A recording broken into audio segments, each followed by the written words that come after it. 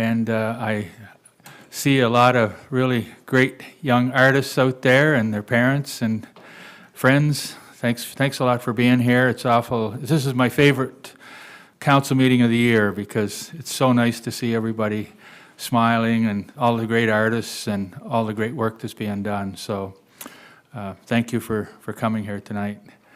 I'd like to welcome everyone that's watching online and everyone that's here. First order item of business is to acknowledge the land upon which we gather is the unceded territory of the Mi'kmaq, and we pay our respects to the Mi'kmaq, indigenous Mi'kmaq people of this territory, past, present, and future.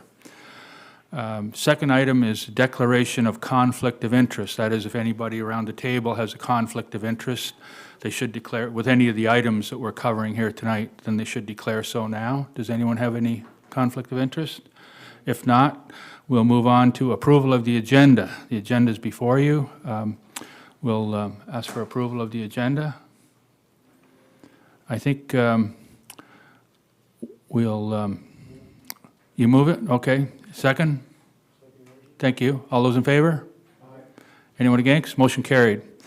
Minutes of our regular monthly meeting of the 13th of May are in your package. Any additions, deletions, or changes to those minutes? If not, I'll entertain a motion for approval of those minutes. Moved, seconded. Thank you. All those in favor? Aye. Those against? Motion carried. Okay, and now this is a great fun part. Business arising for the minutes. Any business arising that we're not covering here tonight? If not, we'll move to the best part of our meeting, the presentations from the floor. Water School calendar winners. So that is Water School has been offered by the town of Stratford since 2011 and has grown significantly over the years. What began as a Stratford program has been expanded to include students from Charlottetown and from Cornwall. Water School is a full-day, hands-on environmental education program that runs over approximately 2 weeks. So each grade 5 class comes in, and grade 5 classes, I guess, come in and learn about water conservation and the watershed, and lots of good information. The program helps students understand where water comes from, how it moves through the environment, and why protecting it is so important. Students learn that everything in nature is connected, and everyone has a role to play in protecting our environment. It's a great way to connect students with nature and to help them understand how to protect and use our water resources, and we're proud to continue to support this program. So we're going to be handing out some certificates to the winners, and so maybe I'll ask Maddie to read out the name. Do you want me to read out the names?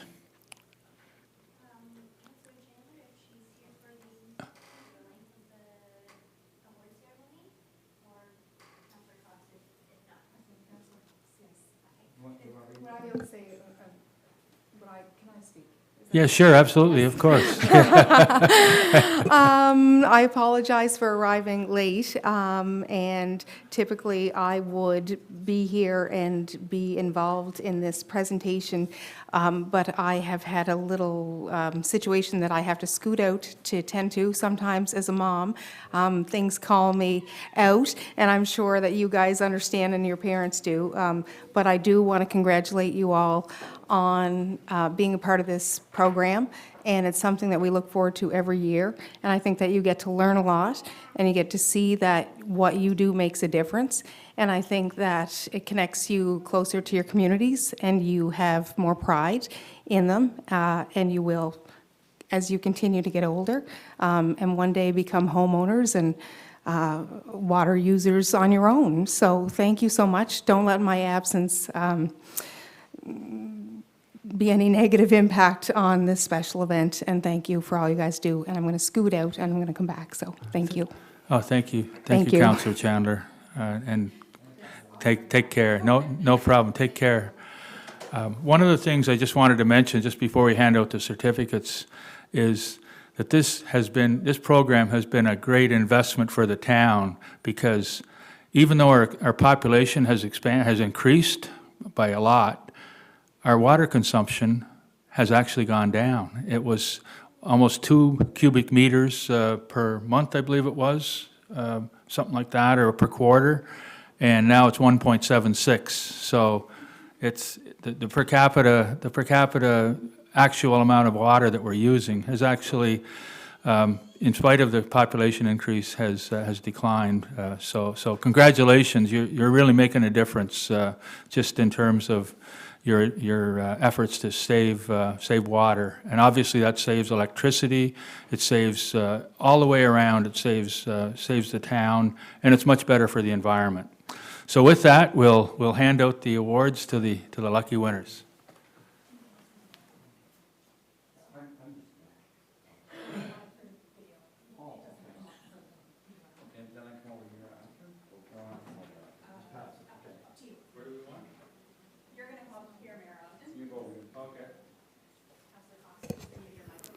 Test. Okay. All right, for my first song, no, I'm just joking. So I'm sorry, Councilor Chandler couldn't make it today, but I was a little bit sad because I wasn't going to be able to be part of the ceremony because I did the last few years. So a little part of me is really glad that she left. Not. I hope it's all great, but I get to meet some people now and say their names and be part of this. So it's, I'm very proud of all you out there, as your parents are, and you should be very proud of yourself. Our first person, now, if I say your name wrong, if I read your name and I say Joanne and your name's Irene, just let me know if I mispronounce it. So Delilah Fudge is our very first person. So Delilah, come forward, the mayor.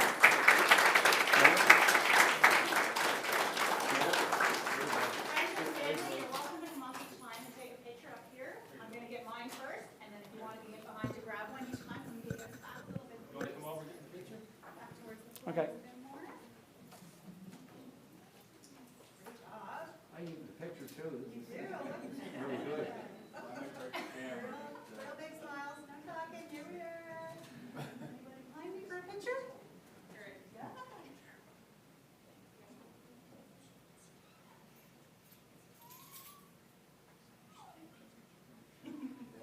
Congratulations.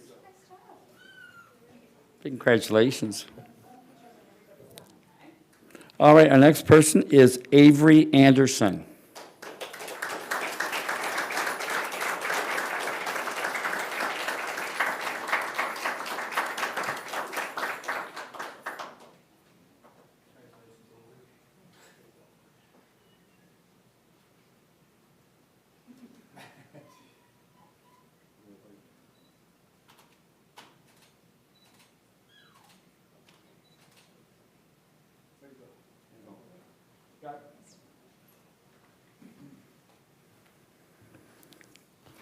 Up next, we have Brooklyn Hanson.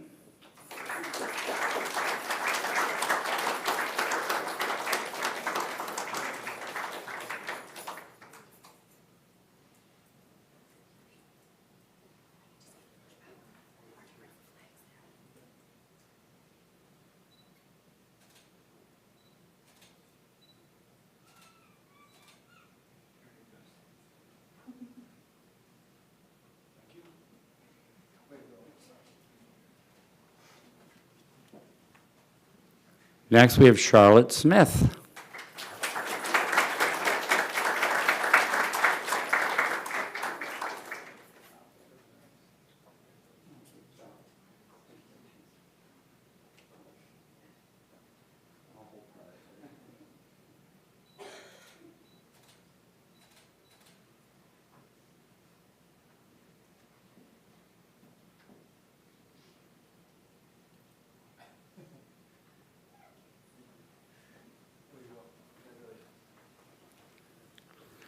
Here's my first name I may mispronounce. So, May Al-Halali. Am I close? Hey!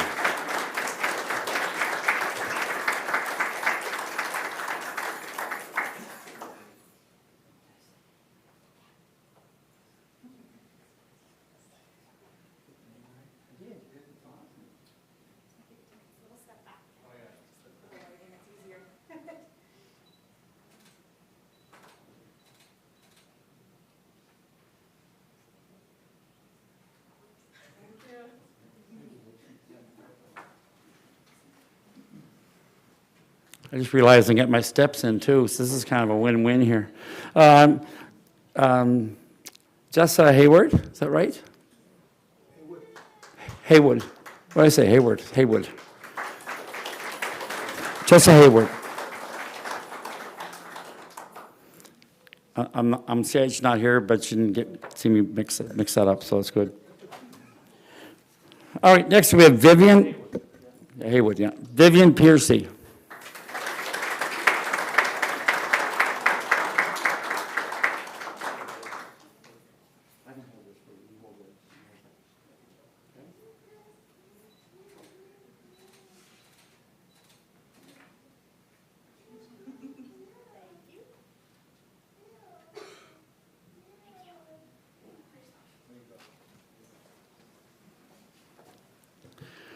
Next, we have Hayden Stewart.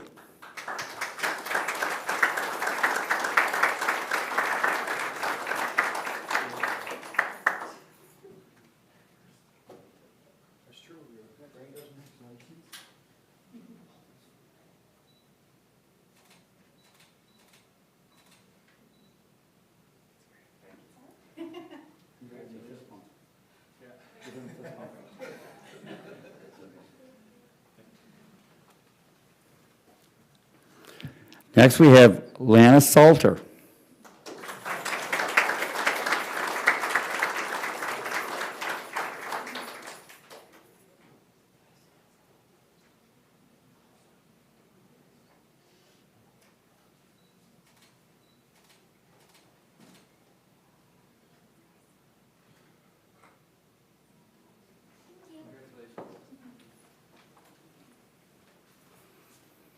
I just noticed there's some people in this crowd that I taught at Colonel Gray, so hope that wasn't a bad marker.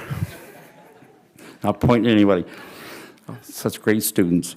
Next, we have Kate Delstrada. Delstrada? What is it?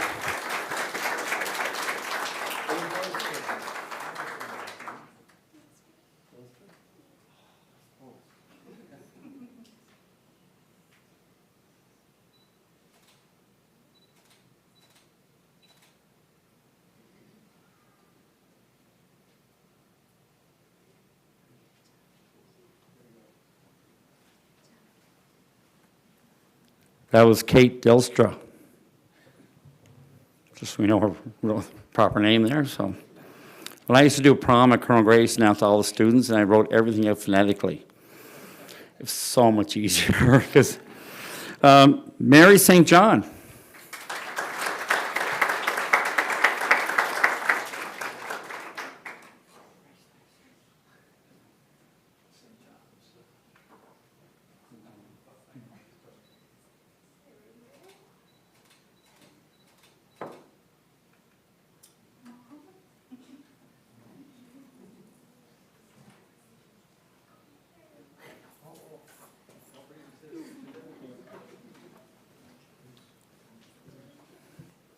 Next, we have Braylon Dempster.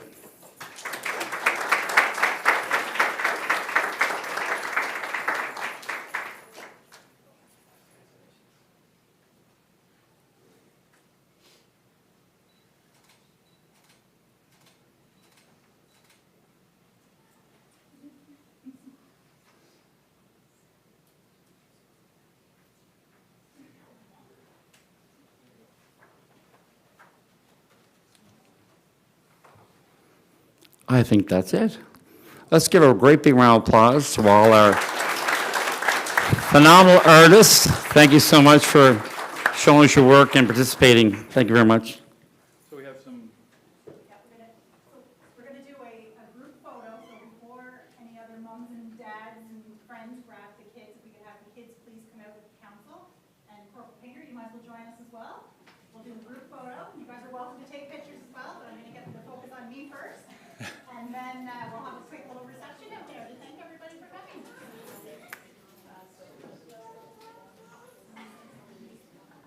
If you bring your artwork and come right out here with me, everybody.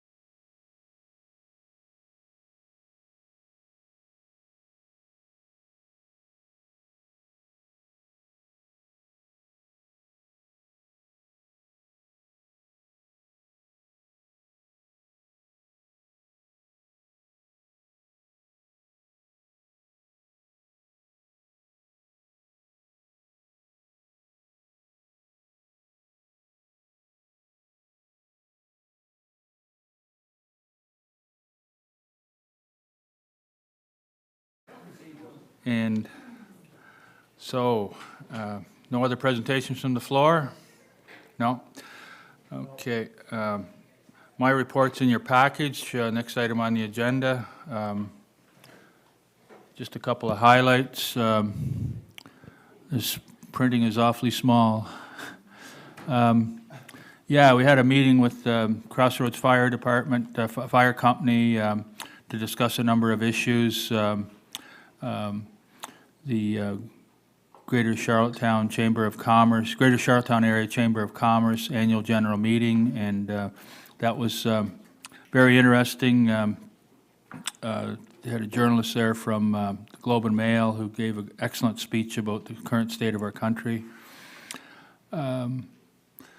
Yeah, so we had a great meeting with Premier Lance and MLA Burridge, and I believe was there other people there other than, there was a couple other people there that, but anyway, we discussed the Wellness Center, and it was a great discussion.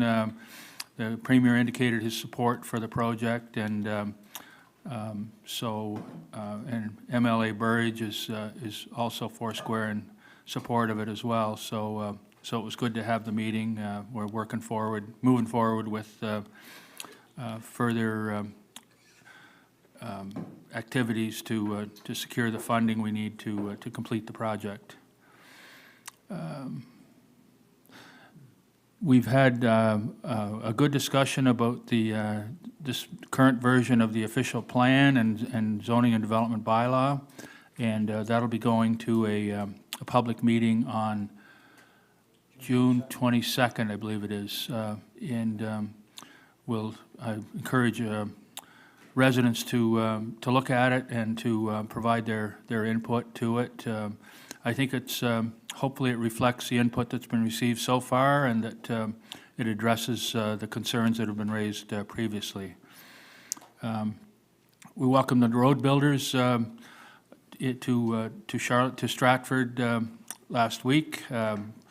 Minister Hudson was there as well. I had an opportunity to speak with him about all the activities, the infrastructure activities taking place in Stratford. And it was great to have all those captains of industry here in Stratford able to speak to them about projects that we have underway.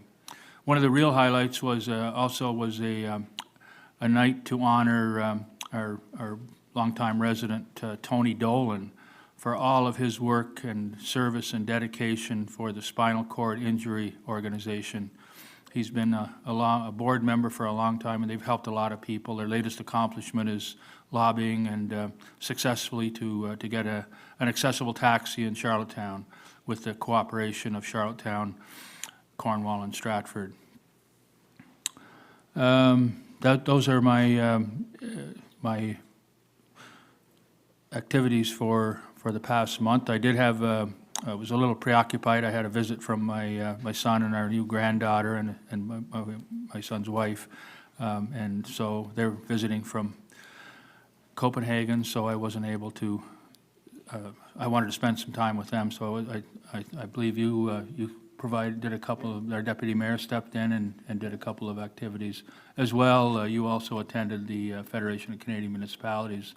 If you'd like to maybe speak about the two items, the activities you stepped in for me and also for the FCM. Yeah, the two went over really well, Your Worship, and it was great attending the conference out in Edmonton, and of course other councillors with me, Councillor Dowling, Councillor McDonald, and Councillor Cox.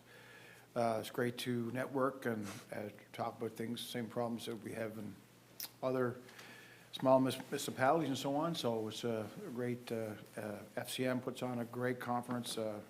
You know, they're staffed by 375 people across Canada, so it's a big organization, and went over really well, and everybody was sharing, was touching base and so on, and the ministers, different ministers spoke, so it's good to, when you send an email to somebody, you put a face to that email, you know, so it's good to like that way. So everything went over really well. Well, that's great. Thank Yep. you. And thank you for stepping in for me on a couple of occasions. I appreciate it. Oh, yeah, no problem. And, great. you know, family comes first. Yeah. Yeah. Okay. Yeah, so that's my report. Any other comments or questions on my report? If not, I neglected to welcome Corporal Painter from the RCMP here tonight. Thank you again for attending. Just one other item, and then we'll move into the safety services, so we'll be there shortly. So with that, we'll move to the Chief Administrative Officer report. I'll ask CAO, Acting CAO Jeremy Pierce to give his report. Thank you.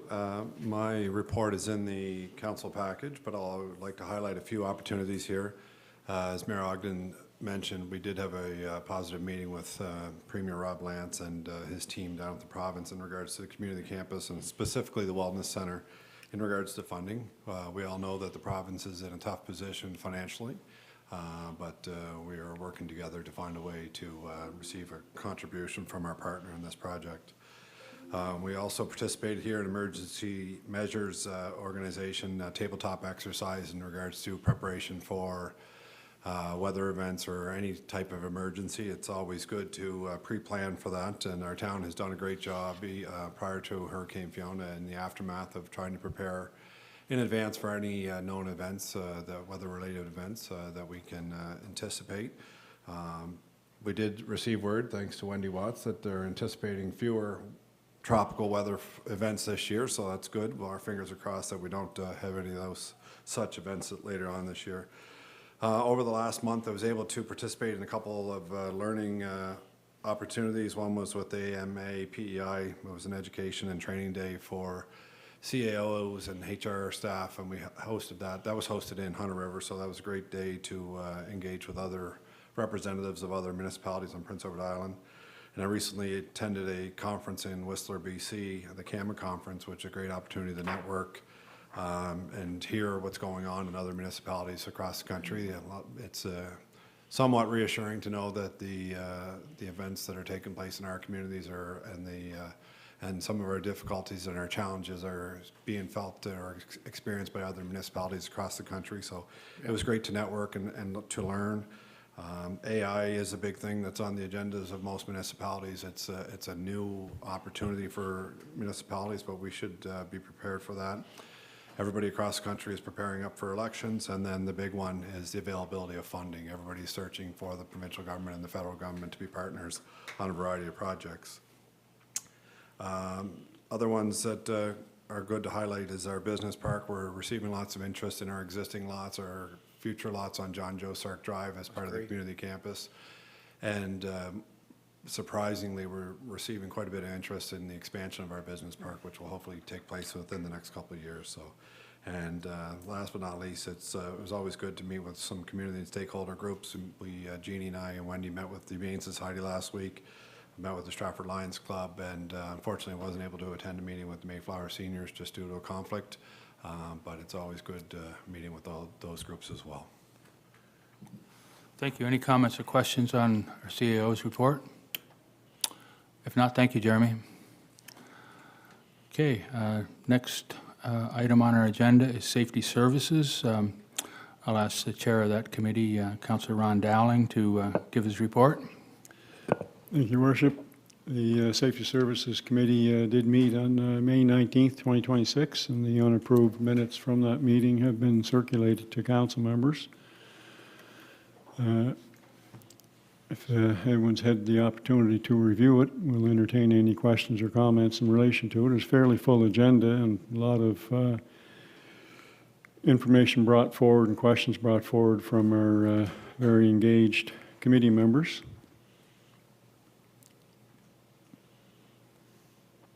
Are there any questions or comments in relation to the unapproved minutes?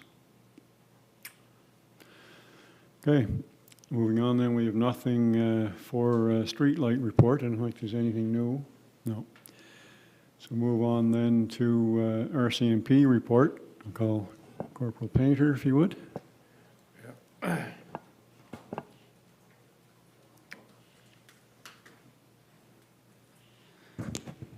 Great. Hello, everyone.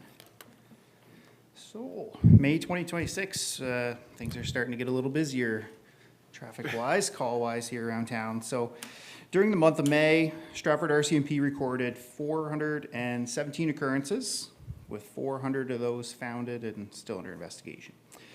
These stats are higher than last month's 393 occurrences and higher than both the April 2025 and the 12-month average for the town with 355 occurrences.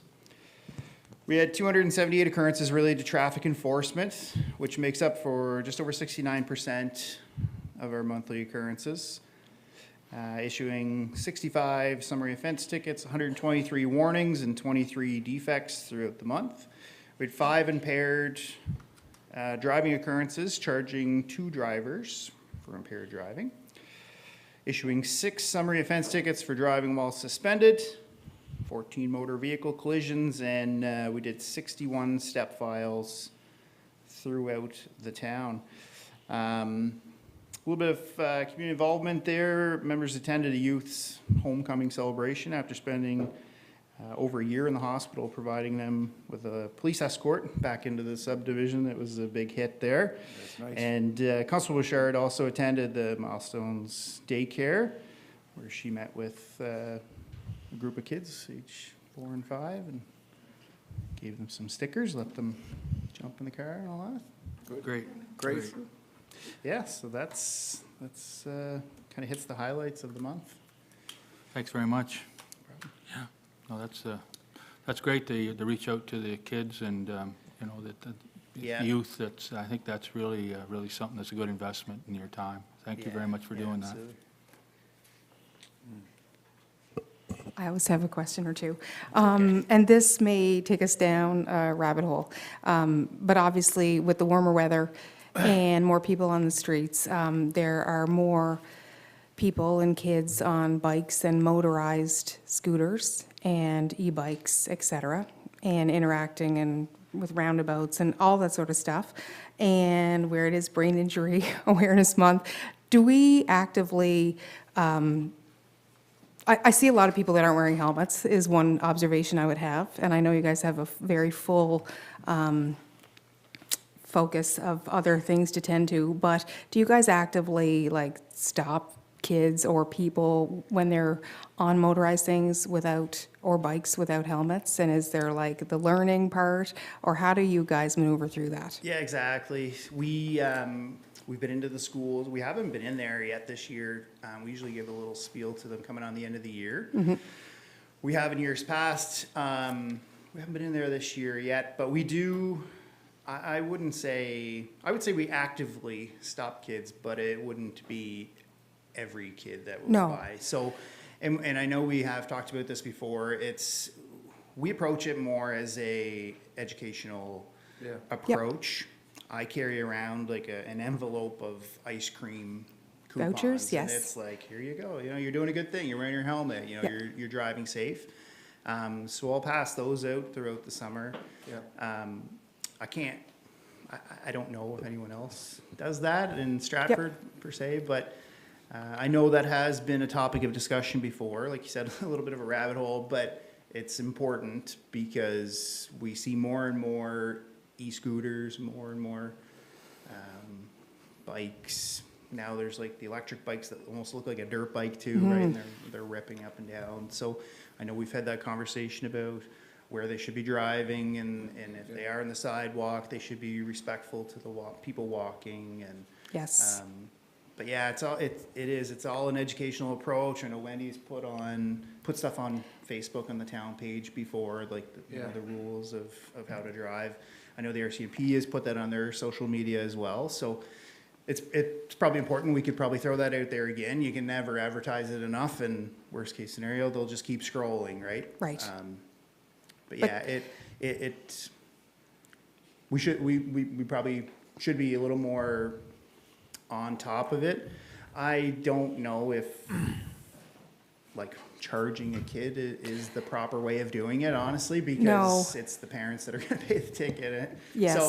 So you got to have that educational approach, and I think we do need to explain how important it is to the kids, and I think at home the parents need to explain how important it is for the kids to be wearing these, because they scoot along pretty good. They scoot along pretty well. I am approaching it from a different background, just because I used to read it was my job to read about scooter injuries, which were frequent when they first came on the scene in the US. And I think that the town made a post, and I'm going to try and convey what it said, because I know that not everyone sees the posts, but just so I understand. Motorized scooters and e-bikes, provincially, a person would be 16 years old to ride those legally, which means, according to our town policies or bylaws, they would not be driven on sidewalks, because that is reserved for children 12 and under. So I think I just say it in this format because I think that not everyone always understands that the difference and where they're supposed to be driven. And I do find sometimes if someone is on the sidewalk or enters into a roundabout in particular on a motorized thing, that they're moving faster than we would anticipate a typical pedestrian. And it is, or could potentially be, a safety issue. So, yeah, I just wanted to reiterate. And I wasn't suggesting ticketing children, but I do think with more volume and more kind of different facilities of like levels of cars and movement and speeds, that it is an awareness campaign that is worth pushing. Exactly. Yeah, maybe we'll try to push something into the schools before they're out. It's the easiest way to get that message across, I think.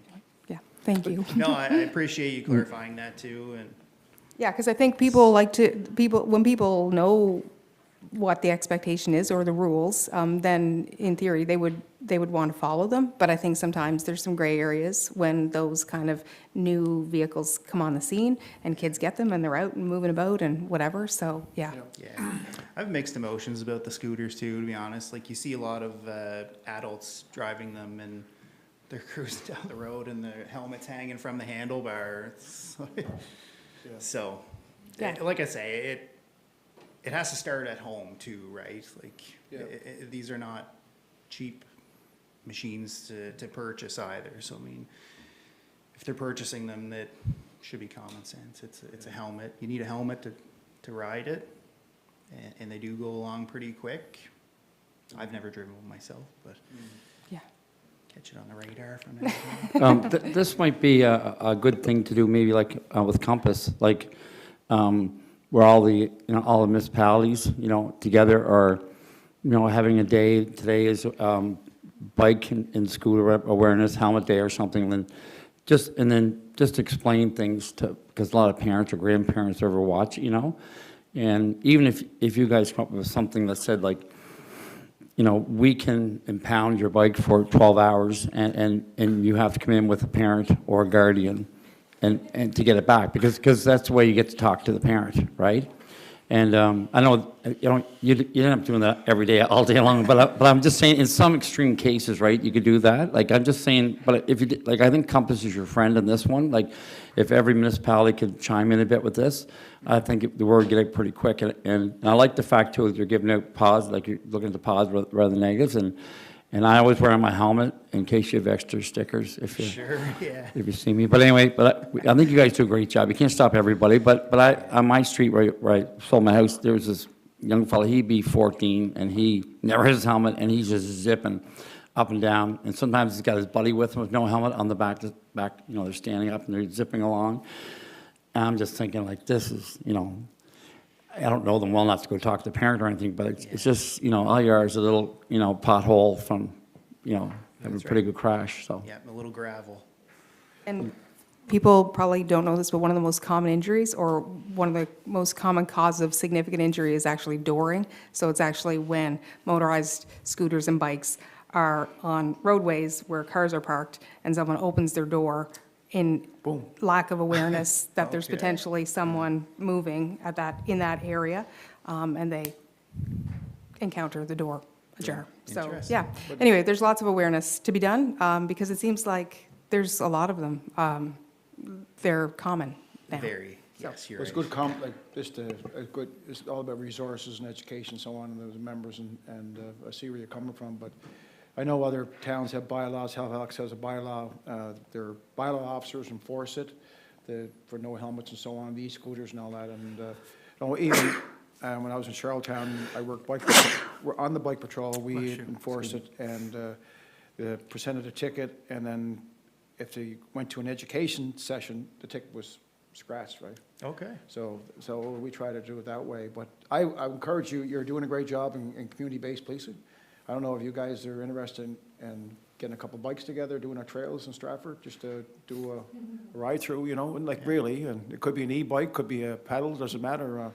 I know I saw Charlottetown on there last night, talking about bike patrol, but an e-bike, you're still pedaling, you know, it's, and stuff like that, but it would work in our trails, and it's good education. If you're Matthew, we're driving an e-bike, and he saw Ron down with no helmet on, because, hey, Ron, can you just put your helmet on, and, you know, just like that, right? So, but anyways, it's good like that. Yeah, it's great. That's a great idea, and you're educating them Yeah. in the proper area, right? They're Yeah. on the trail. They're currently doing it Yeah, rather than it's, posting it on Facebook and hoping somebody reads it.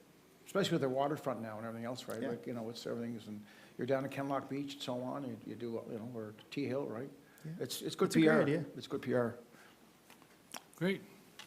Okay, any other comments or questions for Corporal Just Painter? just to finish up, Corporal Painter, before there's any other questions, I'll just make note that we do have that issue of e-bikes specific in relation to use on sidewalks, e-bikes, e-scooters. That's on the next agenda for safety services.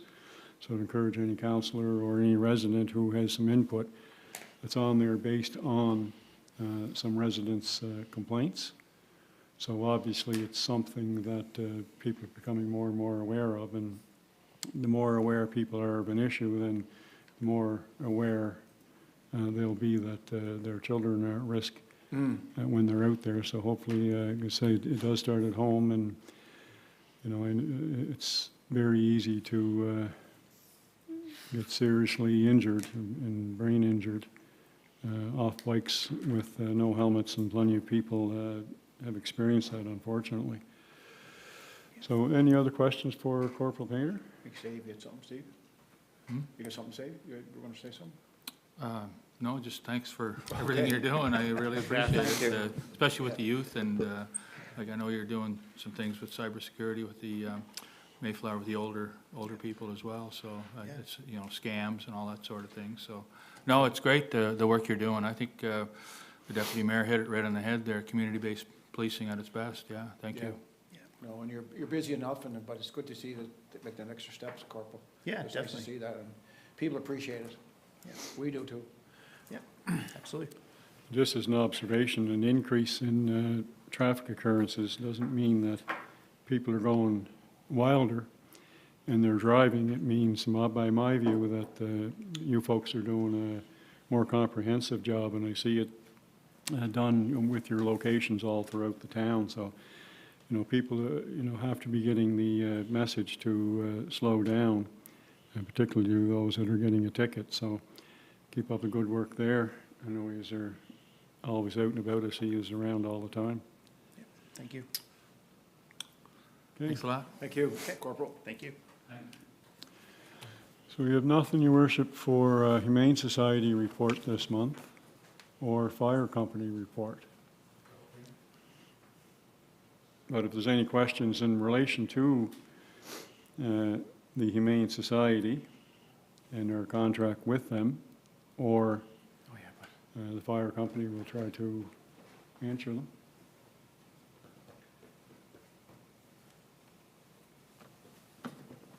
Okay, hearing nothing All then. done? Yep. Oh, do you have something? No, hearing nothing, then that'll conclude my safety services report Okay, thank you. for this month. Councillor Dowling. We'll move it down to recreation and cultural events. Councillor Thank Cox. you, Your Worship. Thank you. First of all, in our Stratford Youth Center and Council, the Youth Center will be closing in the third week of June. Online auction ended May 31st and did raise a total of $3,500, which is excellent. The community flea market that was put on by Stratford Youth Center was an amazing success, and there was over 70 tables, and there was 28 separate yard sales happening at the same time that were giving the proceeds to the youth center, so it's awesome. Cheryl Duffy's Service Award application deadline is June 30th, so make sure you get your application in before June 30th. Arts and Culture and Public Art, Cotton Park Ferry Trail Phase 2 is currently underway with additional artwork and carvings being installed. Personally, I met with Melanie Weatherby a few times over this, and I'm pretty excited the direction that's going and what's being visualized there, so hopefully that'll come to fruition soon. Town of Stratford, City of Charlottetown, City of Somerset will be offering a mural artist training workshop at T Hill Park on August 1st. The workshop will be led by mural artist duo Lala. Participants will create 8-foot by 4-foot mural panel and receive hands-on training in mural planning, painting, and finishing techniques. Up to 12 PEI artists will be selected to participate. Joint call for expression of interest will be released June 15th, and I believe that that's being offered for free by the artist Lala, so it's nice to give back to our community here too. Recreation programs and activities, wide range of programs for all ages and abilities is now currently beginning or underway. Please check out our town website to if you have some questions about that. 10 weeks of summer camp for ages 6 to 12 years old opens for registration, starts June 29th. 7 weeks are now waitlisted, and 3 weeks still have some space. Various tennis programs are being offered and running for the summer months at Pondside Court. U4 soccer and intro to sports program is being offered for toddlers, and that's an exciting program. It's nice to see young kids starting out early, some healthy interactions and participation. Town events that are coming up. Canada Day celebration July 1st, 1:30 to 4 p.m. in T Hill Park.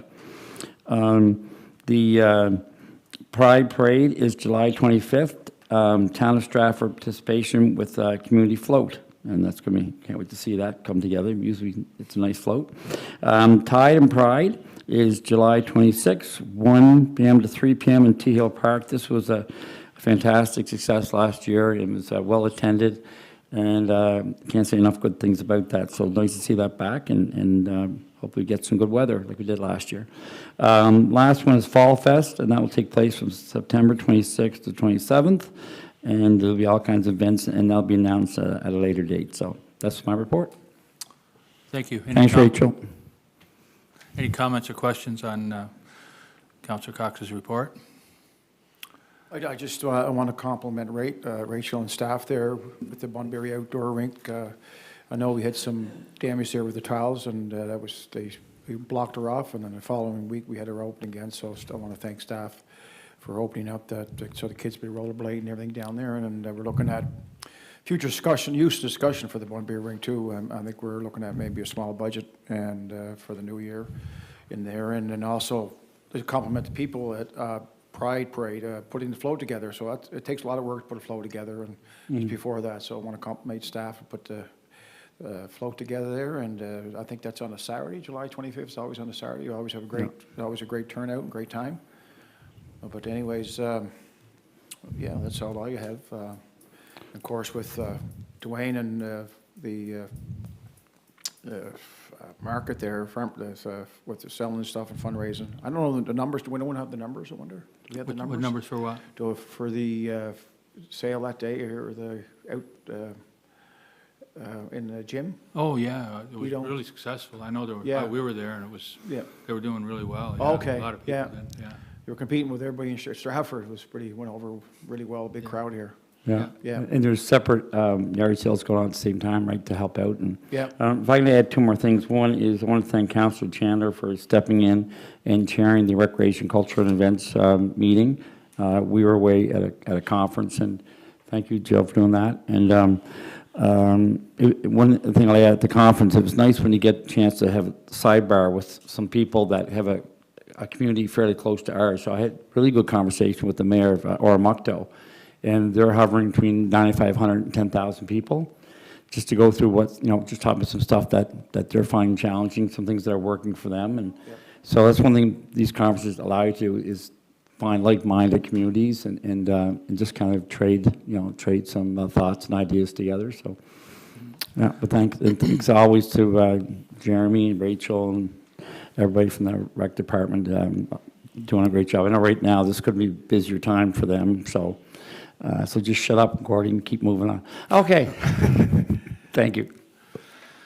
I just wanted to congratulate the town staff in their partnership with the City of Charlottetown and City of Summerside in the mural mentorship training workshop, because this is evolution. Like, so from where we were in regards to public art and actualizing public art and the murals, the realization and the feedback from various people was, why didn't we necessarily have island artists? And at the time when the search was on, there weren't necessarily qualified mural artists to do the scale and scope of what we were looking for.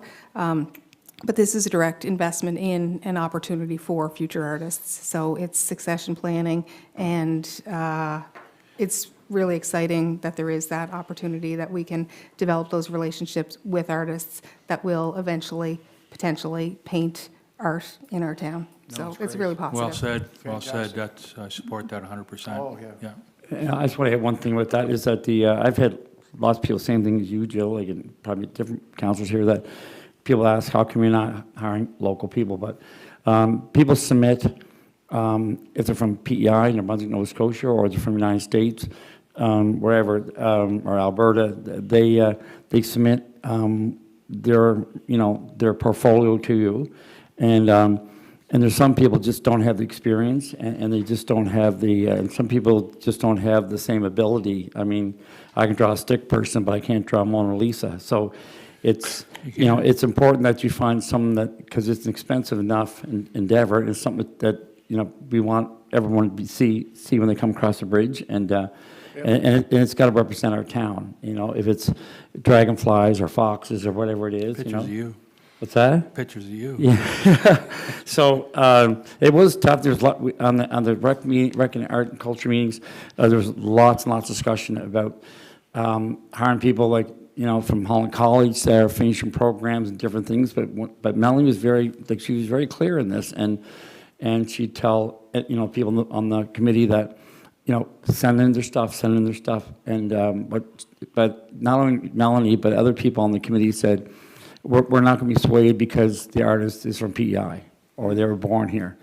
We have to be swayed by the art itself, and that they can stay within our budget, and it's going to be part of a legacy here in Stratford. So it's a tough decision, but I think it's the proper one that you had to take. So, but there's not a lot of mural artists on PEI. It's totally different. You can paint, but you can't do mural art. It's a different kind of thing. It's a different application, and you could be the most skilled painter, but to do it on a canvas of that size. It's hard. In those products and stuff. I do wanted to say one on a personal I thing. was going to say, Cotton Park, they hit it out of the ballpark of Cotton Park. They've hit it out of the park everywhere. Fantastic. Yeah. Yes. Yeah. But in regards to Cotton Park, I had the pleasure of accompanying my daughter and Yeah, friends saw that picture. who had their grade 9 semi dance, and that was the location, not just for us, but for others. So to know that we're creating this beauty and these destination places, whether it's for photos or gatherings or whatever, is significant, because it would in the past have often been somewhere outside of our community. So yeah, there's lots of benefits in that sort of artwork. Anyway, in Edmonton, there was a 6-foot by 12-foot mural, and you could paint in it. It was trees. It was like a downtown park mural, and so I did that. I got number 12, the leaf number 12, and I got to paint that coincided with 12, and I just stayed within the lines. So it was really good for me. It's like a coloring book. To have a number there was really good, but it's amazing what we're doing here in Stratford, and we want to continue doing that. So, Yeah, great job. Okay, thank you very much. Any other comments or questions on the recreation report? Okay, thank you, Councillor Cox. Okay, next item on our agenda is finance and technology, and I'll ask the chair of that committee, Councillor Ron Dowling, to give his report. Thank you, Worship. I'm just filling in for Councillor McDonald, who's not able to be here this evening. And the following is an overview of projects and items being worked on within the Finance Department as submitted by Director Kim O'Connell. Staff are working on updating budget files in Town Suite for 2026-27. That's an ongoing event over the last couple of months. Utility disconnects will take place the week of June 15th to 19th. So we encourage residents to square their accounts as soon as they can. Attended a meeting with Stratford's provincial representatives, and this being Director O'Connell, of course. Finance staff are preparing the working paper files for the auditors. Finance has an open job posting for the front desk administrative clerk, which is closing June 9th. Jody Corcoran has moved into the utility accounting clerk position. Staff are reviewing CHIF guidelines and agreement for funding. Filled in for Jeremy Pierce while he attended the CAMA conference and dealt with resident issues over the week. Staff are busy answering questions from utility customers. And staff from finance, infrastructure, and planning met to go over procedures that interconnect between the departments. Worked on community campus funding information. Staff worked on billing of new subdivisions and had questions for the planning department. Met with representatives from the Legion. Attended the AAMA PEI professional development session. And as usual, staff remain busy with a variety of day-to-day items.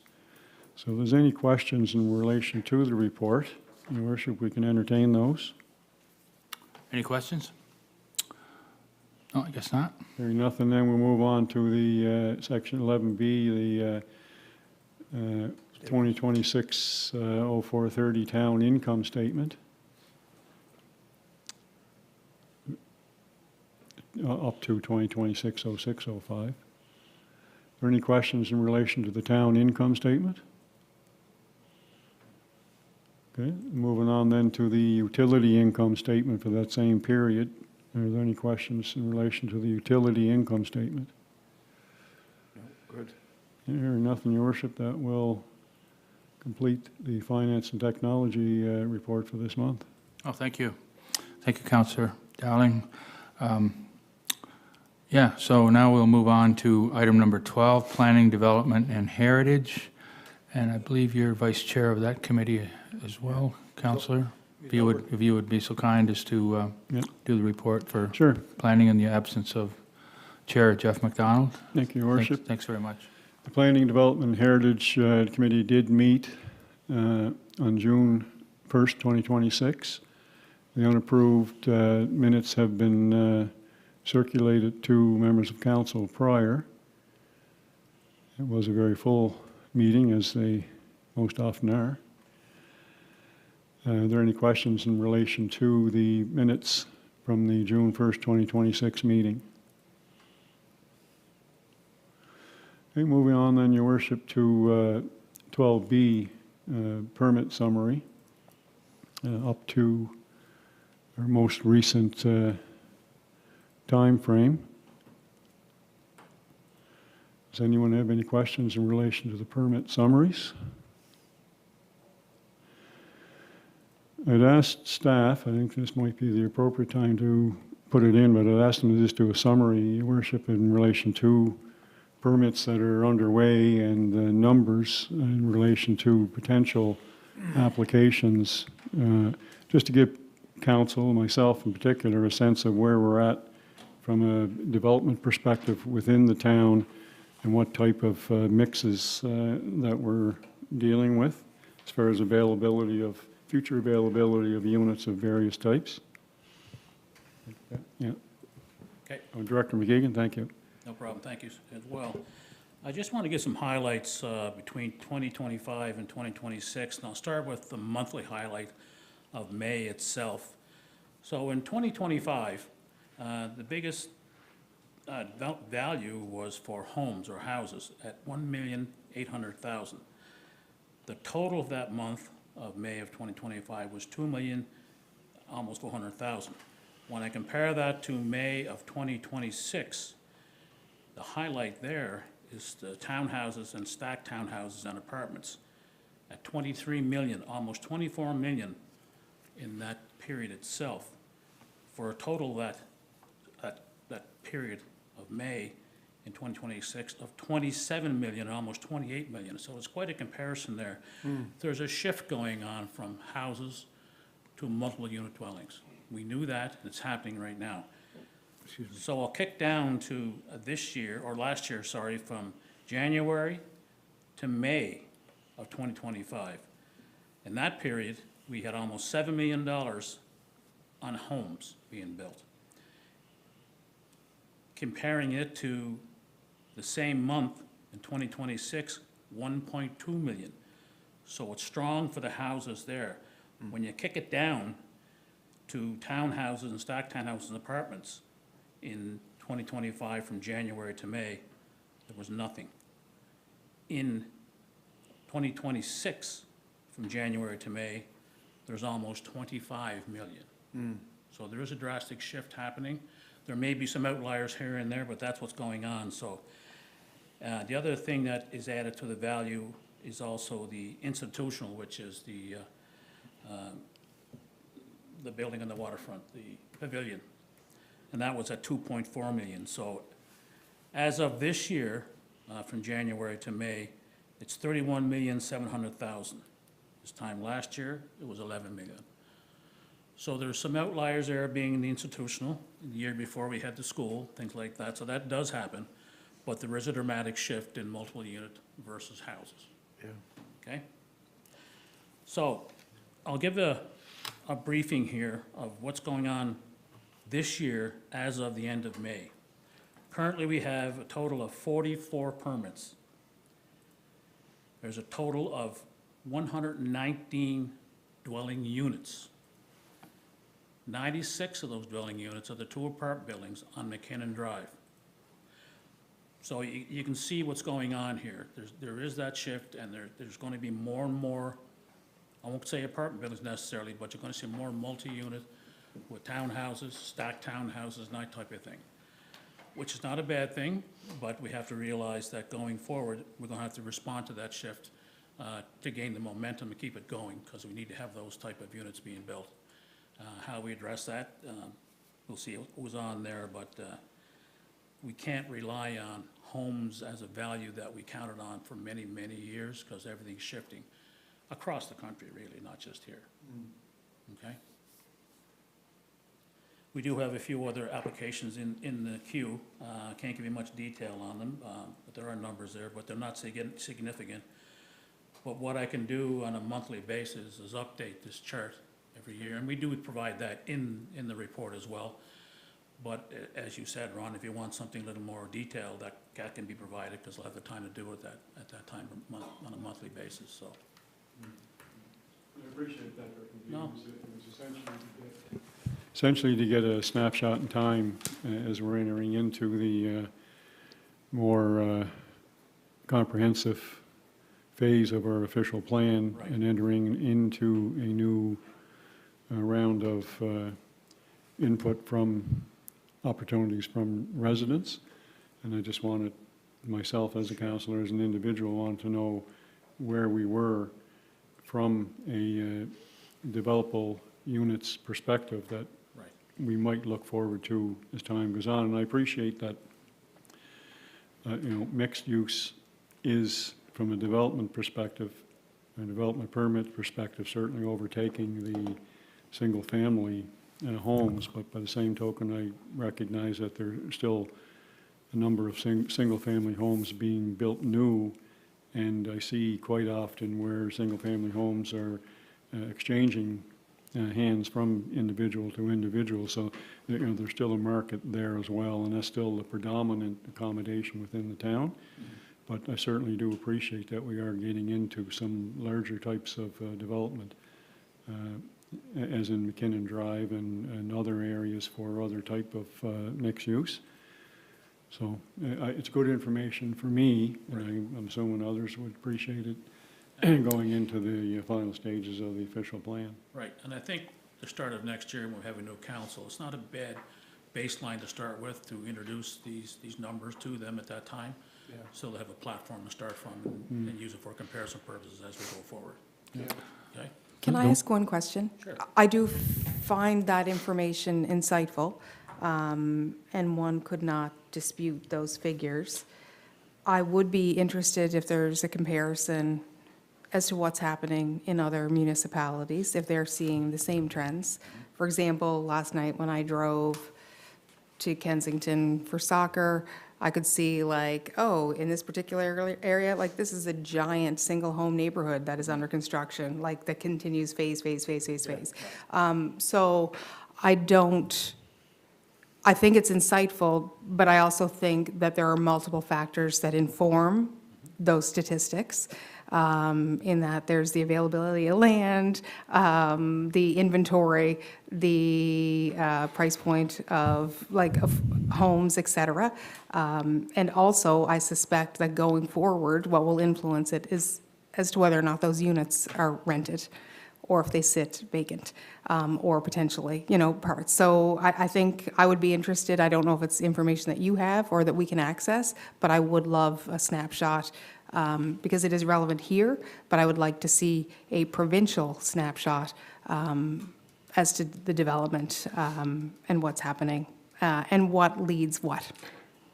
Whether it's need or want, opportunity, available land, et cetera. And I suspect that all those things are contributing factors. Right. I understand what you're saying, and there's potential to have a template where we could communicate with the big four, so to speak, Yeah. being ourselves as one of those in Charlottetown, Summerside, and Cornwall. That'll give you a better reflection of what's going on out there from that side. The one thing that I would just, in a way, and it's just a very small thing, but I think it's quite powerful, the terminology that's used in terms of homes versus units, and they're all homes. They're all homes for people, and whether it's a rental or a single family, or a rental apartment, or a multi-unit building, it's a multi-home building. Like they're homes for people, and each one of them represents a place for people to live and to contribute to our society. Definitely. And that's a good point, and that's why I'd asked the director to essentially determine the overall number of units being all housing types. So it gives us a sense of what's available there, Yeah. but the breakdown gives us a sense of what direction the builders are going in. Yeah, that's a good picture, yeah. Thank you very much, Sir. you. Any other questions for the director? No, great report by Dale. Yeah. And moving on, Your Worship, 12C is a resolution, Town of Stratford Resolution Number PH 008-2026-DP041-26-PEI Martial Arts, Inc., mixed commercial/residential building at 301 Shakespeare Drive, portion of PID number 1016377, Part 3, commercial/assembly development. Moved by myself, stemming from the Planning and Heritage Committee. Whereas an application has been received from PEI Martial Arts, Inc., in care of Jason Sago, to construct a mixed-use commercial recreation building, being a Part 3 commercial assembly building at 301 Shakespeare Drive, located on a portion of PID 1016377 within the Town Center Mixed Use, TCMU zone. And whereas in accordance with subsection 1.5.1 of the Zoning and Development Bylaw number 45, the bylaw, Part 3 commercial buildings require preliminary approval from council as the development falls outside of the authority of a development officer.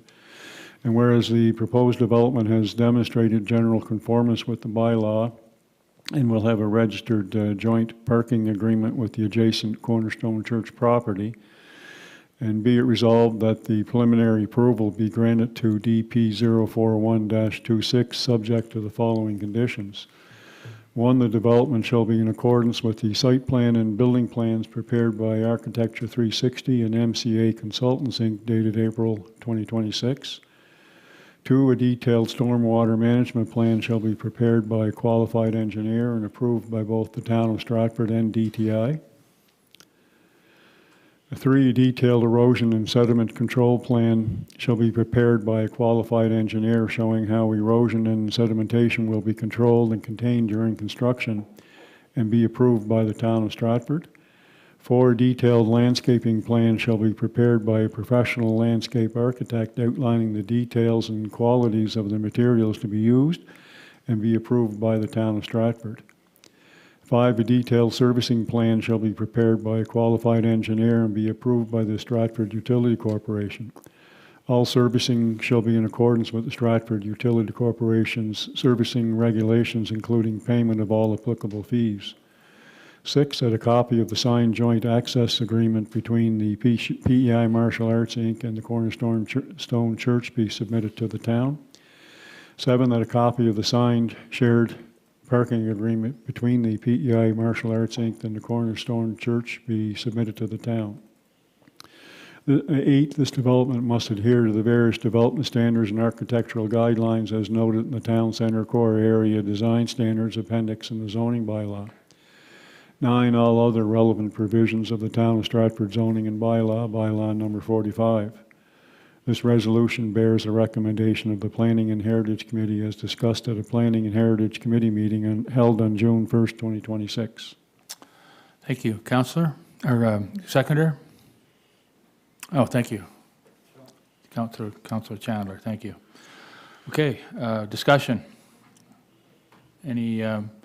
Anyone have any, maybe, were you at the Planning and Heritage Committee meeting where this was discussed? Yes. Councillor Dowling, would you like to give us a synopsis of any of the discussion or any issues or any of the background?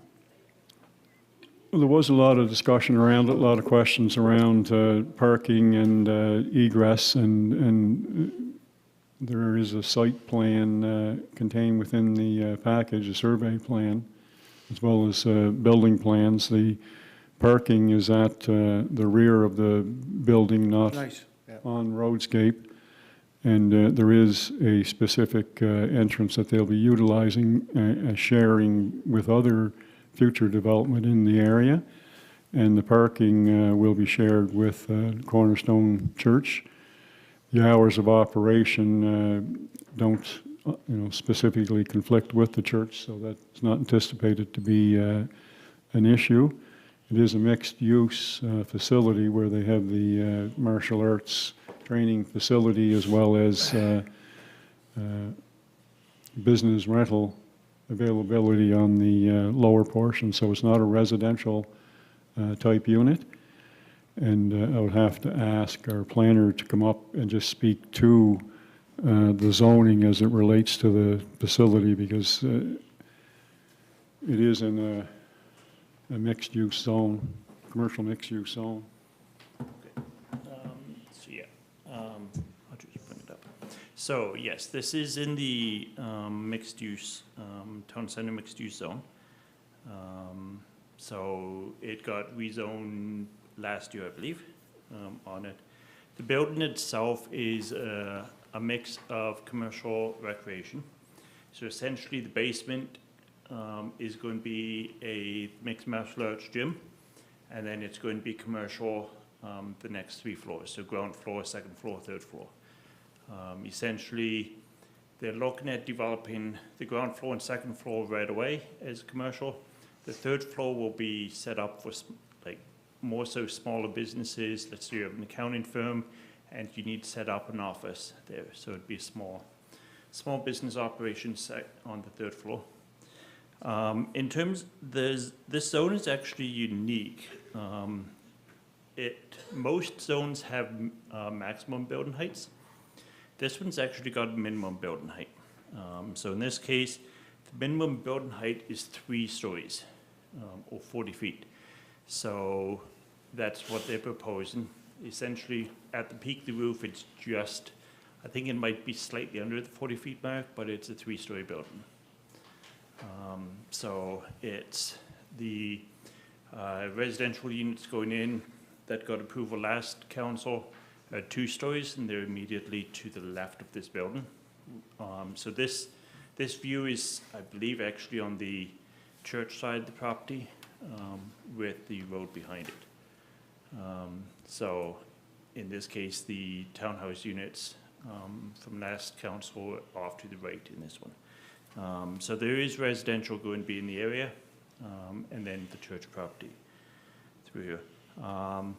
As Councillor Dowling mentioned, there was discussion on the parking component with, so this is actually going to be a mixed use one. So the commercial operations are going to do parking during the day. The recreational one's going to be in the evenings and weekends. So they're going to use the same parking spaces, but just at different times of the day and week. So in terms of numbers, they've proposed 29, so 14 on site and then 15 on the church property. They do have an agreement in place with the church to use 15 of the church's parking spaces. And in terms of calculations on that, the way our bylaw is set up is for recreational uses, you deal with fixed seats or whatever the fire marshal says. The fire marshal doesn't get involved with new builds. So the proposed number of 29 parking spaces is anticipated to meet the demand. Because in terms of class sizes, the recreational ones would be running maximum 20 students at a time. Assuming 3 instructors, you're talking 23 spaces needed, 1 per car. So 29 should be sufficient on that one. The property will just have the one access point, essentially the entrance into the church.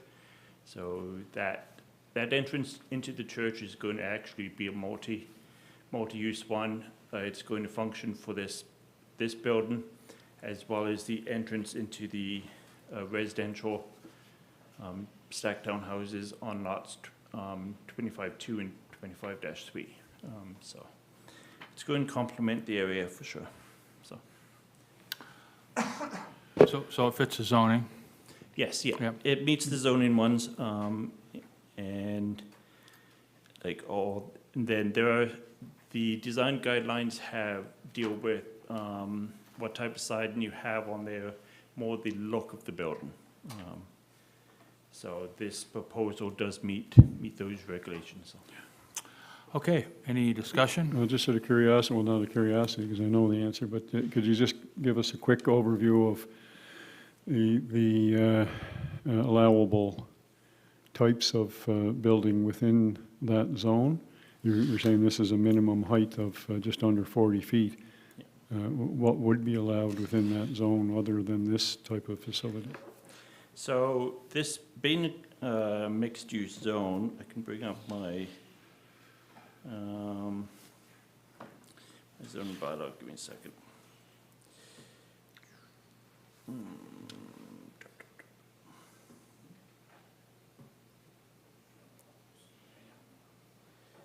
Town center mixed use. Sorry, just have to bring it up in my computer, assuming it works. Yeah. So, yeah, building height is the minimum 40 feet, so it has to be that. I think the town center has a maximum of 5 stories through there. In terms of uses permitted, you're talking, essentially, they're all permitted uses. There's no special permit components. So you have business offices, childcare center, hotels, motels, lounges, nursing home, recreational uses, restaurants, retail stores, and then on the mixed-use side, you do stacked townhouse dwellings and townhouse dwellings. So the residential ones, there's only the 2. The bulk of them are commercial. You can also do institutional uses on their recreational uses. So There's quite a mix that could be there, and this fits very well within that, does it not? yes, yeah. So the office uses are the commercial ones. And then business and professional offices is the first listed use, and then recreational ones are further down, so. Great, thank you. Any other questions? Just that so it's a 3-story building with Yes. 4 floors of activity. Yes, So the gym is in the basement. yes, the gym is in the basement. The basements are not considered as a floor when we do any calculations. Anything below ground is not considered as a story in the building, Okay. so. And then there's the phase 2. Potentially phase 2, Okay. so. And then we will have to address parking concerns at that point. The parking is just for phase 1, so we'll see. They're not sure if they're going to go ahead with phase 2, depending on budget and how much uptake there is on phase 1. Is this the same martial arts group that rents our gym on Sundays? No. No? These guys are currently in just off of Hollis, I believe, is where Okay. their current facility is. Over by where Ted's Bike Shop Okay. is. On the other side. Where Ted's Bike Shop is now, I believe. I think they're in there. Okay, any other comments or questions? Just another thing, can they, Jeremy might be able to answer this, I know with the new provincial law there with fighting, they couldn't hold any fights in this building? I can answer that one. So, I yeah, couldn't. this facility is just a training facility only. Okay. They're not going to Yeah. host, they don't have the space for that. No. Because there's no space to put seats for people. Essentially, it's just a gym floor where they do their practice. Any of the events will have to be off-site, so. Okay, thank you. And I think too, this is part of the legacy that they're moving forward to from Matt McGrath, that passed away January 30th. Okay, yeah. And did a lot of great work in PEI with, with martial arts training, also with, besides martial arts, obviously, he did a lot of, other types of wrestling moves and training too and stuff. So what I heard, like I didn't know Matt personally, but really good teacher and friend of the community, greatly missed. So I think this is part of what he was building towards and they were building towards. Nice to see it here, so. Okay, any other comments or questions? If not, I'll call for the question. All those in favor? Sorry, I have one more question.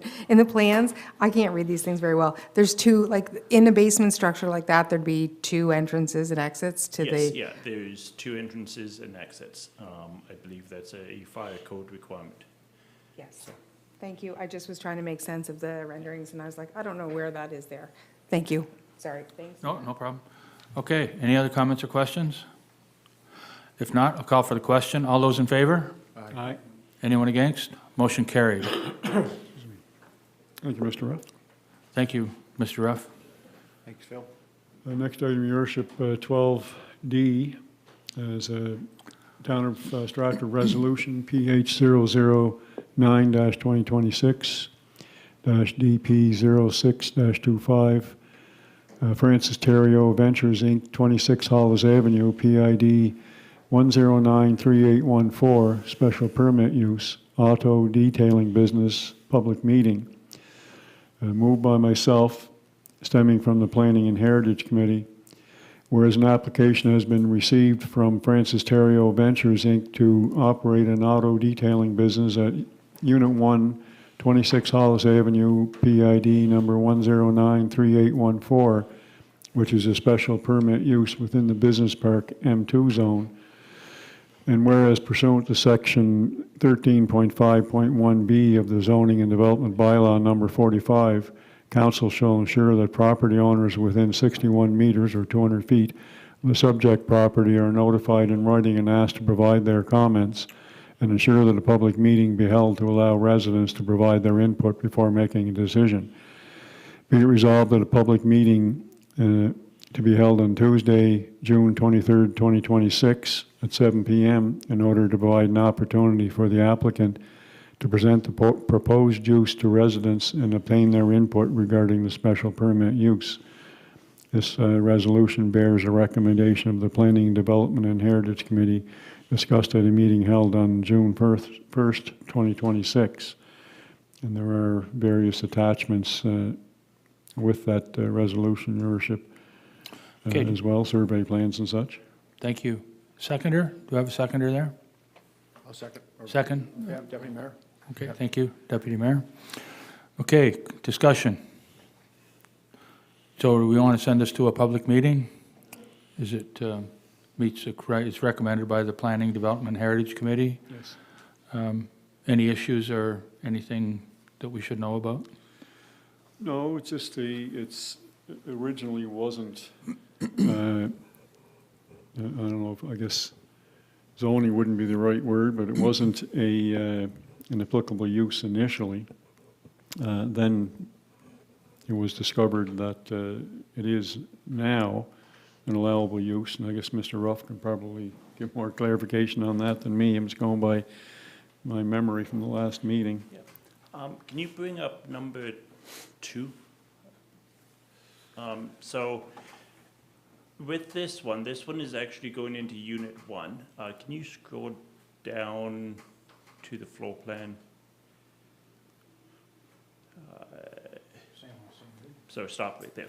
So Unit 1 is the one all the way on the left. If you actually zoom into it, the original building plans had a clause in there that was not for vehicle storage or any vehicle use. Because the original building proposal was to put in-floor heating, which would change the concrete formation or the type of concrete used. During the construction, they decided not to put in-floor heating, so they actually increased the strength of the unit floor. So now you can actually do vehicles on the inside. So the town staff got confirmation from the builder that they did put in the proper concrete floor to allow for vehicles to be parked on the floor. So that was one of the nuances we had to clear up, just with between the building plans and what was actually built. So. Just for clarity, in the detailing business, is it just interiors, or they're going to be washing exteriors of cars? There is a description, a business description is one of the, right there.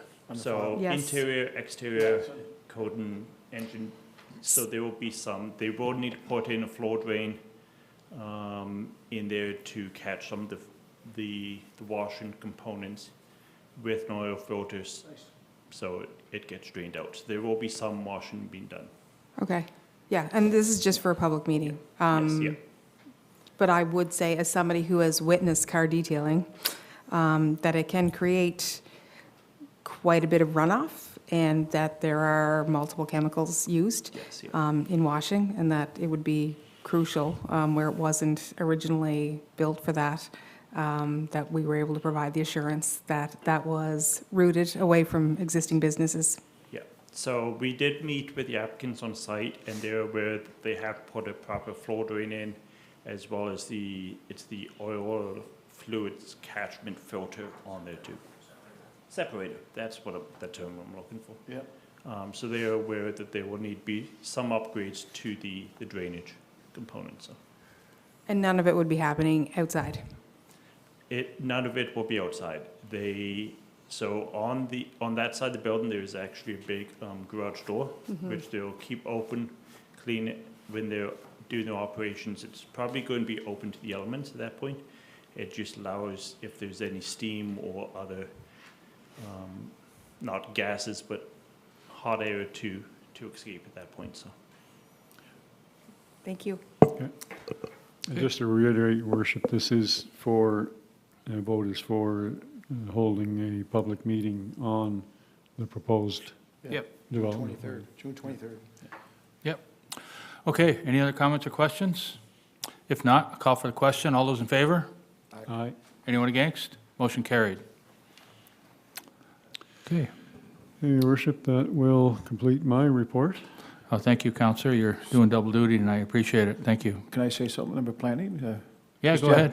Just want to concur that this planning staff of Dale, especially Dale and Phil and Scott, coming together for our official plan there. It was one of those things that took a while for the proposal on June 22nd, so it was nice to see everybody come around the table and Dale lead that file and come to a conclusion there, and hopefully with the open house on June 22nd, and especially with the diagrams out there, the boards, it was nice to see that too, so it's great work there, Dale and staff. Yeah, I appreciate those words, Deputy Mayor.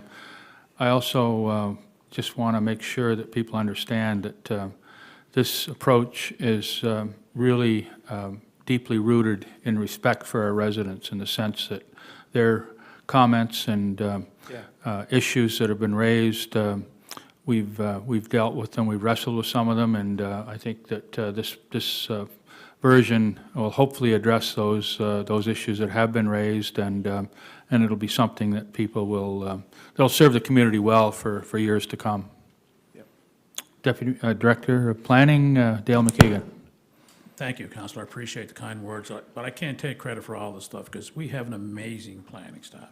Yeah. Individuals that work together, work on their own, coordinate things. It's really amazing to watch them in action. So I just want to say thank you on their behalf and Yep. to everybody. I agree. I agree. They're a great professional bunch, and they really do a great job. So really appreciate all their contributions. Okay, thanks for your report, Councillor. And I'll now move to infrastructure. Chair of that committee is Deputy Mayor Steve Gallant. Yes, infrastructure meetings in your package. I'm just going to start off on June 10th here. Staff continue to be busy coordinating with consultants and contractors on various projects underway throughout the town and preparing for new projects and initiatives as approved in the 2026-27 budget. Building condition assessments will be completed later this month for all three structures at Cotton Park and the town municipal complex. This assessment will determine to immediate short-term and long-term needs of replacements and repairs for building components. Pedestrian access from paved trail into Stratford emergency services will be underway at the end of the month. This will provide an accessible connector through the site and onto the walkway along the front of the building.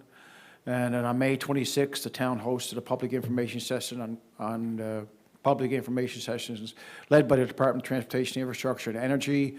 I haven't got the three gentlemen's names, but it went over really well, packed house, and they had their homework done and answered every question from the crowd, and it went over really well, talking about our off ramps and talking about our right turn and delayed light up on Barry, and of course a roundabout at Hopeton Road. So it's they're just waiting for money from the feds there to start that project. This was the third annual session coordinated with the province, where we learned of upcoming work to be completed within the town and areas being reviewed for future upgrades. The session was well attended and very much appreciated. Infrastructure staff have also been busy with the following. Here we go. Let's get lost my little. Oh God. Oh, you lose your Yeah, I computer? just lost it there for.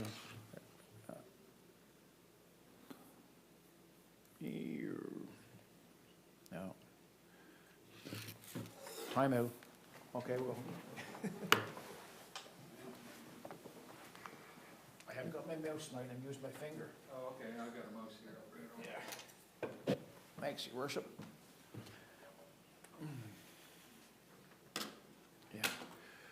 Yeah, the infrastructure staff have been busy with the following, opening seasonal bins, sports fields, which are all in use now. Grass cutting in full swing by both our own resources and our contractor services. Most seasonal hiring is complete, with just a few students remaining to come on board by the end of June. Speed hump installs and speed studies are continuing every week. There are speed humps installed on Emily Drive, Heron Drive, Kelly Heights, and Harlingview Drive, and McDonald Road, and so on. And just to remind the residents, the policy there is, if you're looking to acquire a speed bump, is just go on our website and process through our infrastructure department. Oversight and additional hydrant installation project, oversight of new parking, lot construction at Shepherd Drive. I was down there today, and the pavement, could be done, finished today, so it looks nice. Seasonal property water meter installs and turn-ons and still underway. Water and sewer inspections, meter installations and water turn-ons for new development are ongoing. Daily inspection and maintenance of water and sewer systems and facilities, and managing ongoing customer resident inquiries and concerns. There was no sewer or waste facilities related to mergers during the month of April. There were 2 sewer lateral repairs required as a follow-up to address prior blockages. I know there's lots of construction on the go. I see the pavilion up in it was nice to see that come across the bridge and see the work being done there, and all the Shepherd Drive. I know Swallow Drive, up in Swallow Drive, they have started the paving there. It's just attached Swallow Drive there with the other neighborhoods, so it's great. So everybody's busy, and it's great to see this time of year. Great, thank you. Okay, any comments or questions on Deputy Mayor's report? If not, we'll move on to the, thank you for your report, Deputy Mayor. And we'll move on to Committee of the Whole. And are there any, no items from Committee of the Whole? Jeremy? No items from Committee of the Whole? No? Okay. Sustainability, I'll ask the chair of that committee, Councillor Jill Chandler, to give her report.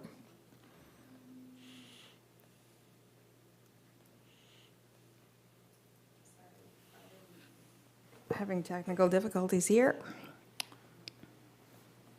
Do you want my computer? No, my computer's working. I just am closing screens. I had multiple things open.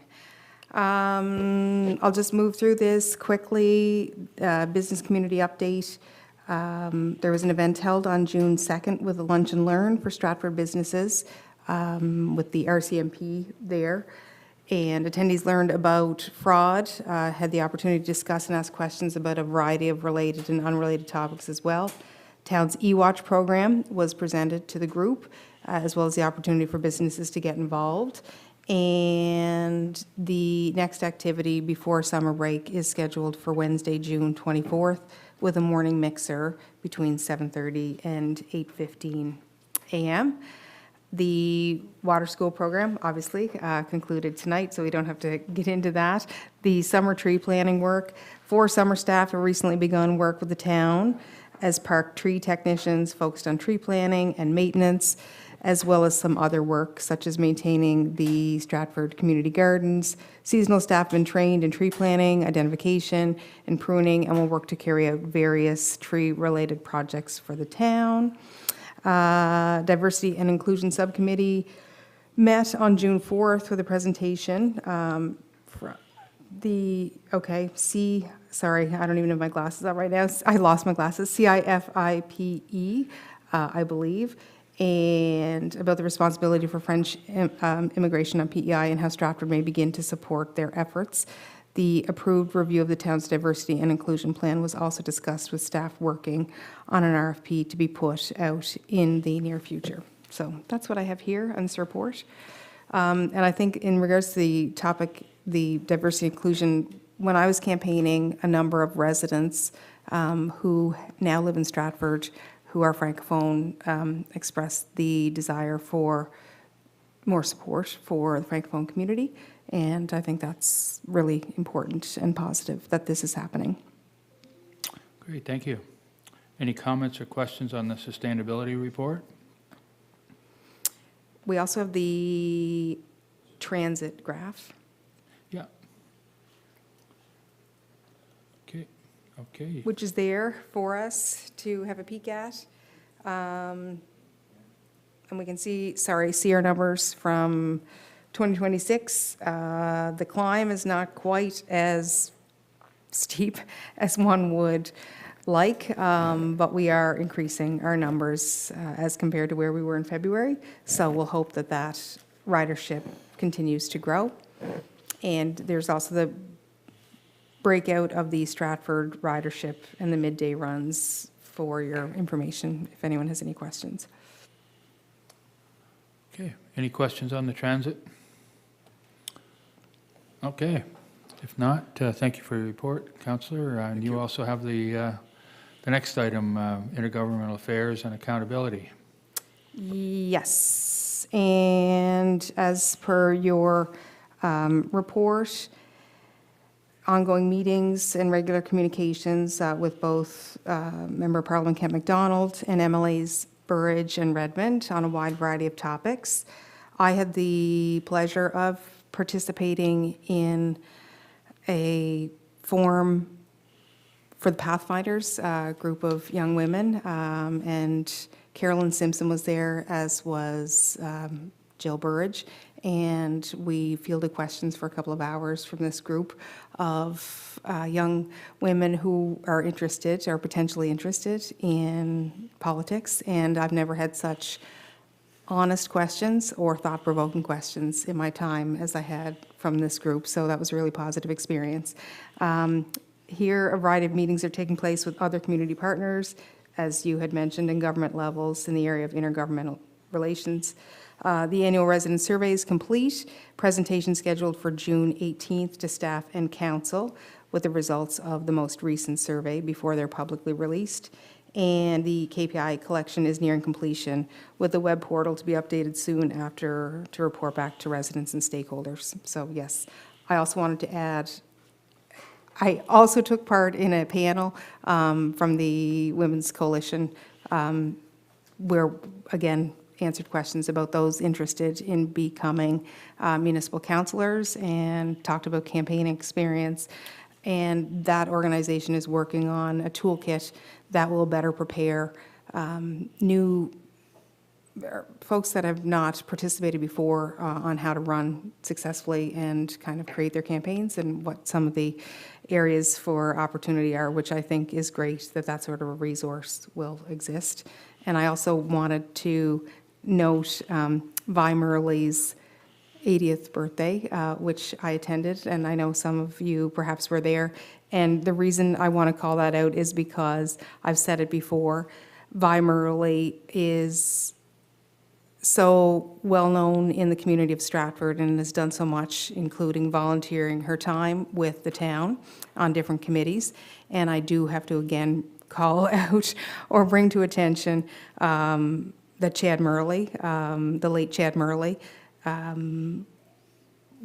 was her son, and their fight within the school system changed the way children with various Challenges? abilities are participating in schools, and it's significant. And if you don't remember anything I've said in my time during council, I would ask that you remember that when we go forward and we look to honor the legacy of residents and what they've accomplished here, that that is very significant in our town's history and across the province. Thank you. Thank you very much. Yeah.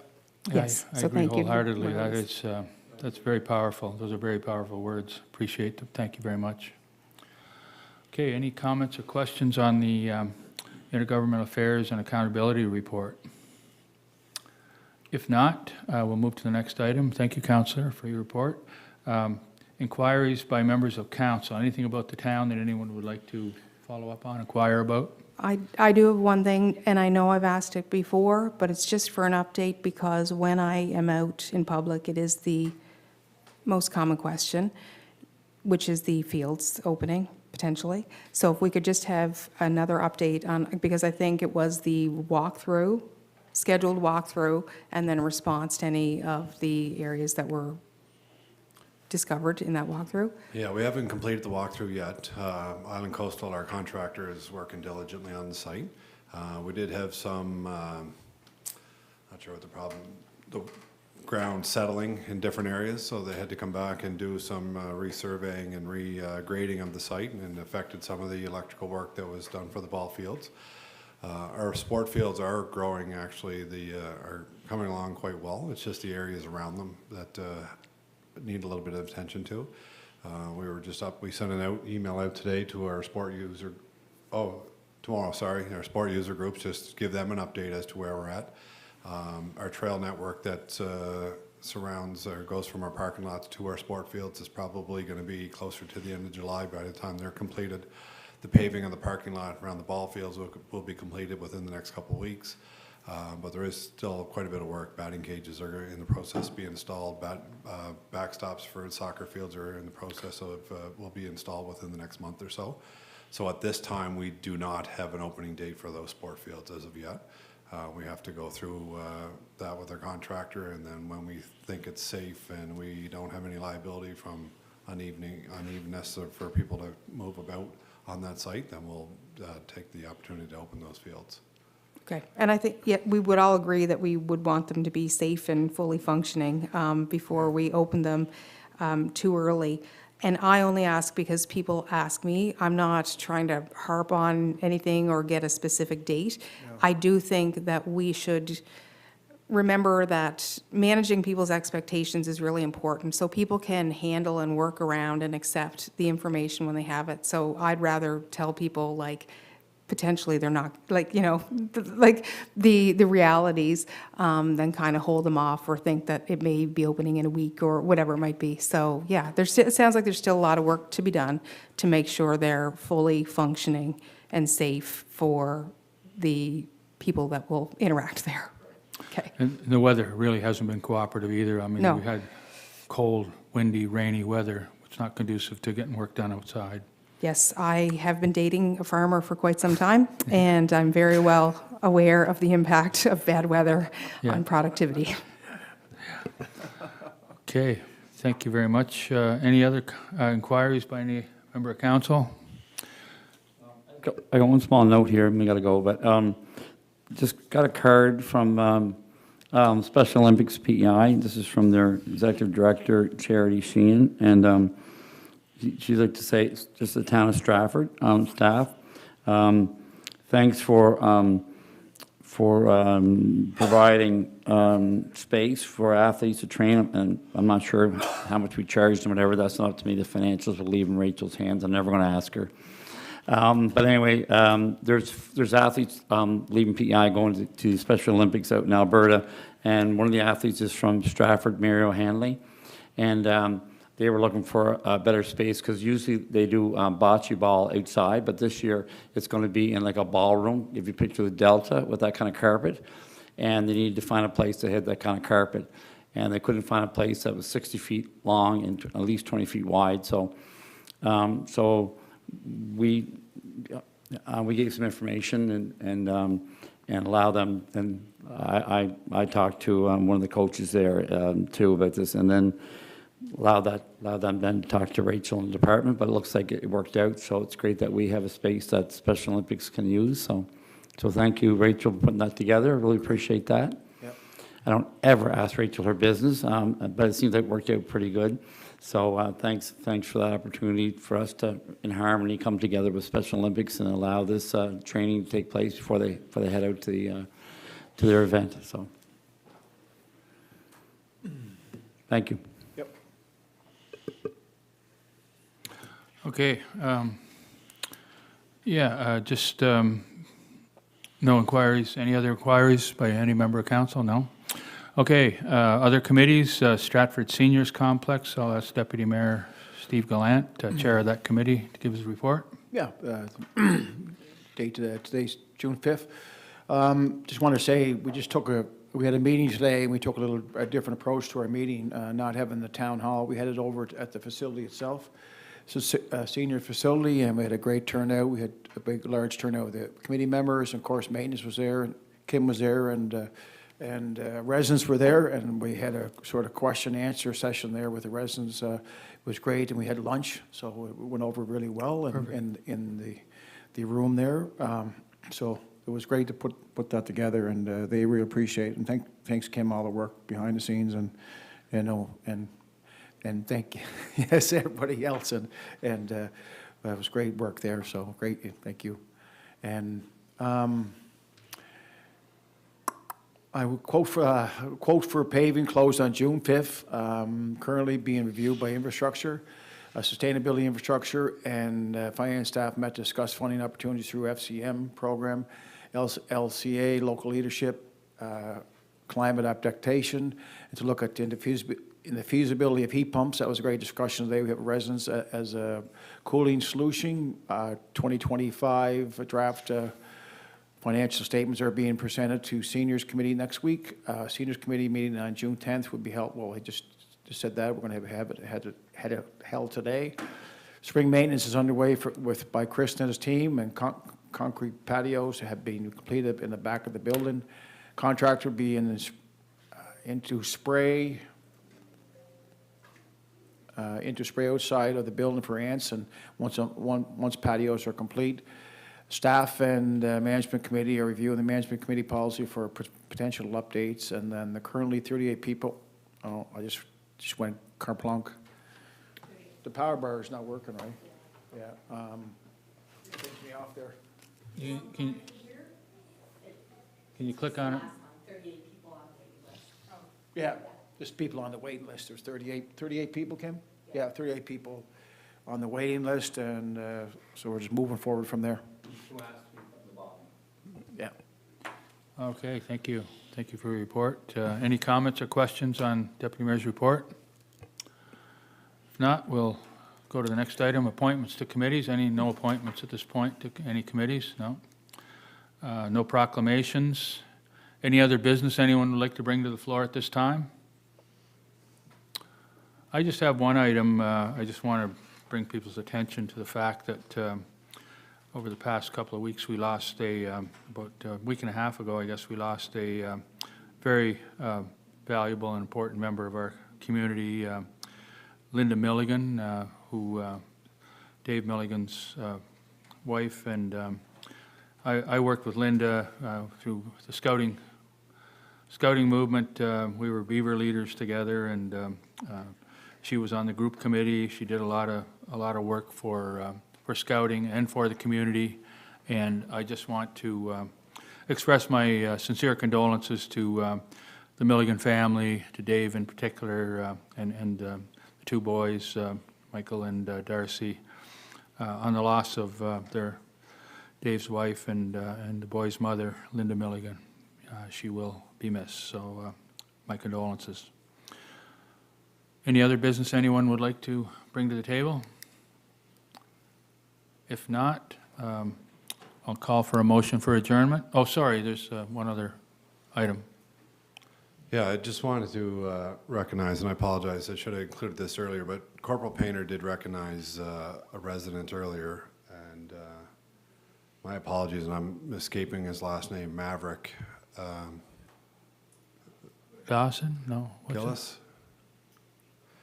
But we have a young resident who spent, at a tender young age, spent the last well over 2 years in Toronto battling cancer, and it's a disease that no one should have to fight, let alone a young child. So, Maverick Bishop.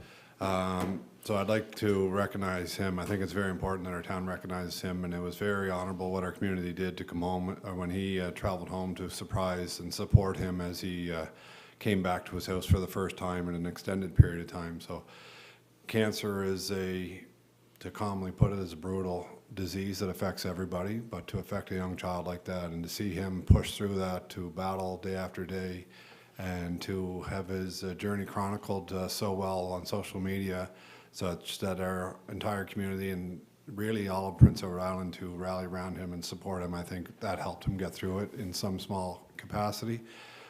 So personally, and I know on behalf of staff and council, I'd like to recognize Maverick Bishop. Good job, buddy. We're all cheering for you, and we can't wait to follow along in your journey. Here.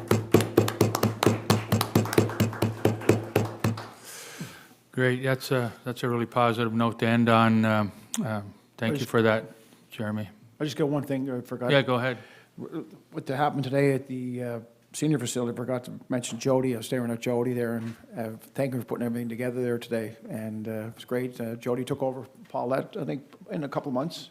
Yeah, a couple of months, a couple last to me. So it was great to have Jody there today and putting everything together and getting the coffee and sandwiches. And we had some left over, and they were used quite properly. Yeah. So, but anyway, I think anyway, but always the people behind the scenes is very important. When put on any function, it's always the people behind the scenes, and maybe you don't want to turn up to go to or not, but you always think of the work behind it just to be able to present it. just, Gordy, you're in the entertainment business and so on, and the people behind the scenes presented, and or meetings and so on. There's always, even the meetings we have here during the year, there's work behind the scenes. So I want to thank all those great people we have, and of course our staff. So it's great. Thank you, thank you. I concur with that. Thank you very much. Okay, any other business anyone would like to bring to the table? If not, I'll call for a motion for adjournment. Okay, we're now adjourned. Thank you.